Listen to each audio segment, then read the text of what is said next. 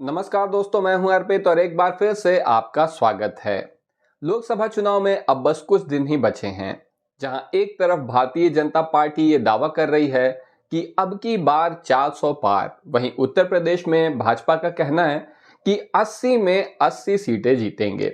इस मामले में अगर देखा जाए तो मेन स्ट्रीम मीडिया थोड़ी सी उदारता दिखा रहा है, क्योंकि उन लोग अपने सर्वे में उत्तर प्रदेश में कहीं पर इंडिया गठबंधन को 2 सीटें जिता रहे हैं तो कहीं पर 5 सीटें जिता रहे हैं। अधिक से अधिक मेन स्ट्रीम मीडिया के अनुसार इंडिया गठबंधन उत्तर प्रदेश में 10 सीटें जीत सकता है, यानी भाजपा कम से कम 70 सीटें जरूर जीतेगी। अब इस सर्वे में कितनी सच्चाई है, कितना झूठ है, ये आप मुझे कमेंट सेक्शन में बताएं, क्योंकि मैं इसके बारे में कुछ कहना नहीं चाहता हूं।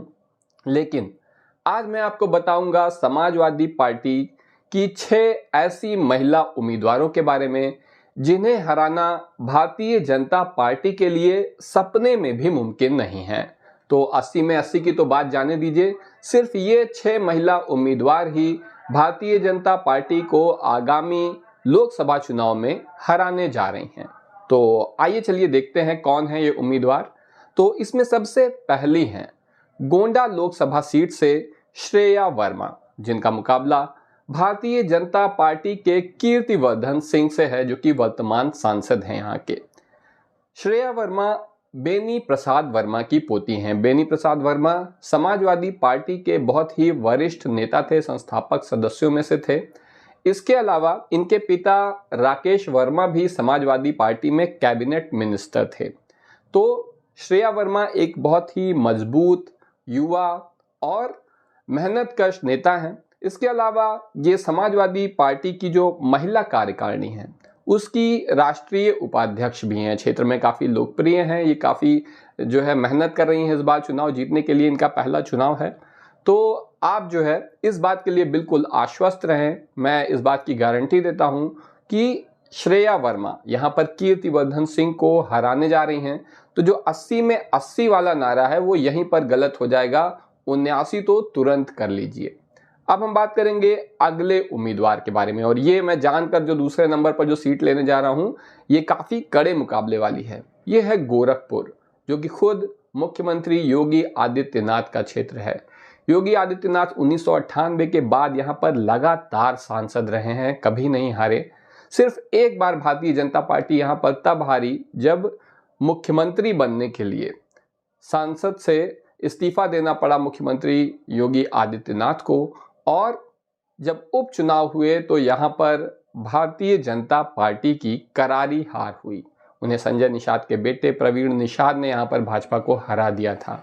लेकिन अब प्रवीण निषाद भारतीय जनता पार्टी में शामिल हो गए हैं। जैसा कि हमेशा होता है कि भारतीय जनता पार्टी जोड़ तोड़ की राजनीति करके लोगों को अपने साथ जोड़ लेती है।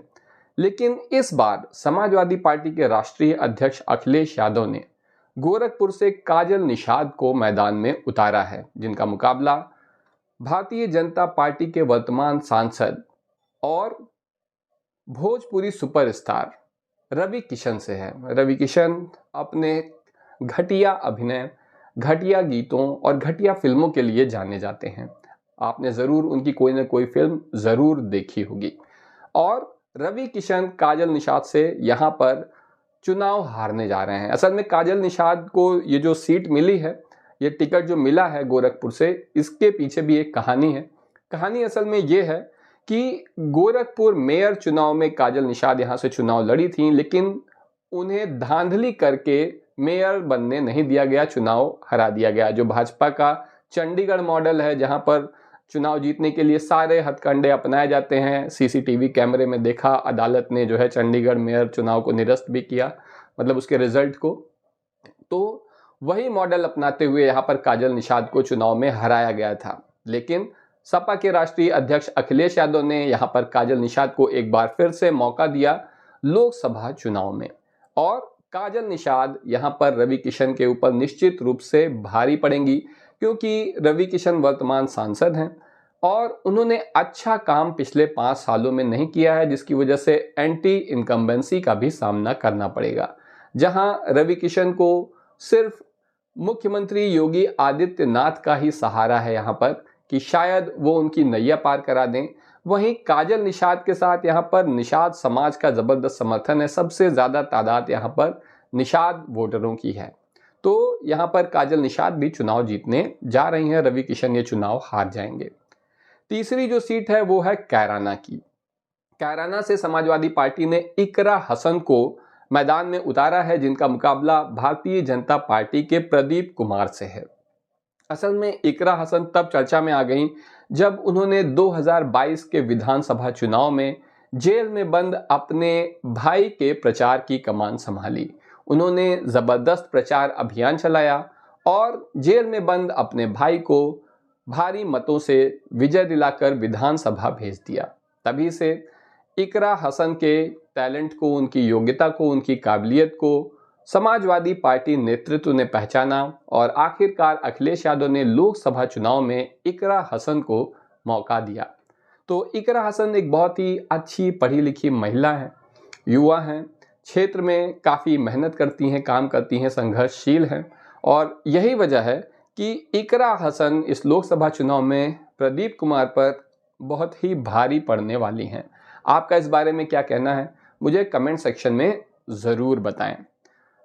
अगली सीट है हरदोई। हरदोई से उषा वर्मा समाजवादी पार्टी की कैंडिडेट हैं, जो कि 2 बार पूर्व सांसद रह चुकी हैं और विधायक भी रह चुकी हैं। हरदोई एक सुरक्षित सीट है और यहाँ पर भारतीय जनता पार्टी ने जयप्रकाश रावत को मैदान में उतारा है, जो कि वर्तमान सांसद हैं। ऐसा कहा जा रहा था कि भारतीय जनता पार्टी बहुत बड़ी संख्या में वर्तमान सांसदों के टिकट काटने जा रही है, क्योंकि ये भाजपा का तरीका है एंटी इनकम्बेंसी से बचने का। क्योंकि पिछले 10 सालों से केंद्र में भाजपा की सरकार है और प्रदेश में भी भाजपा की सरकार है। यही वजह है कि एंटी इनकम्बेंसी होना या जनता का थोड़ा नाराज होना स्वाभाविक है, जिससे बचने के लिए भाजपा सांसदों के टिकट काटने जा रही थी। लेकिन किसी दबाववश या विद्रोह के डर से प्रधानमंत्री मोदी ऐसा कर नहीं पाए और हरदोई में उषा वर्मा जयप्रकाश रावत को हराने जा रही हैं।